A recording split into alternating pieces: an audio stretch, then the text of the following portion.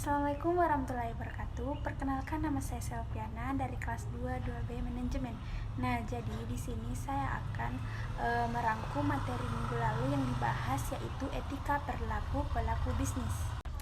Jadi, etika perilaku bisnis atau biasa disebut good business is ethical business, yang artinya bisnis yang baik adalah bisnis yang beretika, merupakan hasil studi empiris menunjukkan bahwa bisnis yang berhasil secara umum merupakan bisnis yang memiliki pedoman etika dan mampu membangun etika perusahaan yang baik. Sebagai aset dari bisnis, etika menuntut agar seseorang melakukan ajaran moral tertentu karena ia sadar bahwa hal itu memang bermanfaat dan baik bagi dirinya dan orang lain.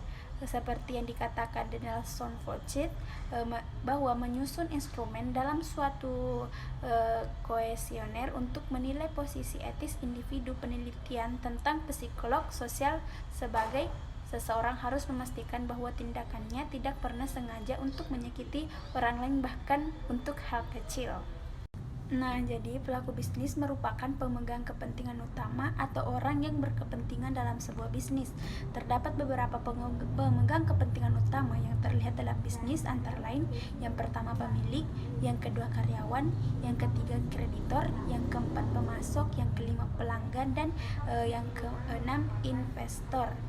Jadi, unsur yang harus diperhatikan dalam bisnis yang beretika adalah nilai keadilan, mempertahankan beberapa perbuatan ketidakadilan, etika bisnis yang terdapat dalam pengaturan pemasaran, seperti proses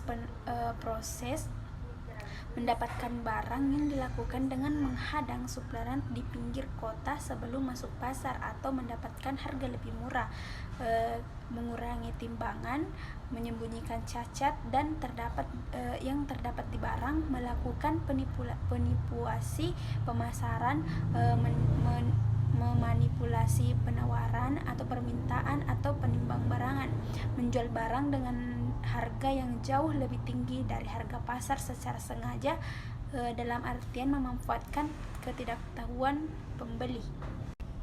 Ada juga yang disebut etika perilaku produsen. Nah, produksi merupakan aktivitas penghasil barang dan jasa melalui proses transformasi input menjadi output tertentu secara profesional dan bertanggung jawab dengan tujuan agar hasil produksi dapat dimanfaatkan oleh konsumen dengan baik. Kewajiban produsen adalah menjamin bahwa produk yang dihasilkan tidak merugikan dan membahayakan konsumen.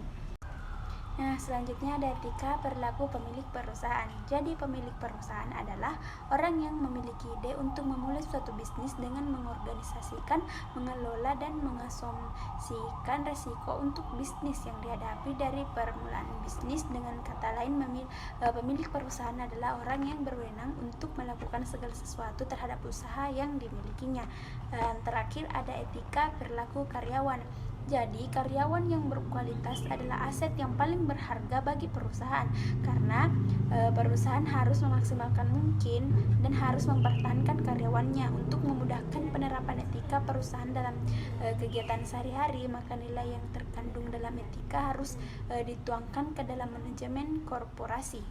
Nah, itulah tadi rangkuman etika perilaku pelaku bisnis. Kurang dan lebihnya mohon dimaafkan. Wabillahi taufiq wal hidayah. Wassalamualaikum warahmatullahi wabarakatuh.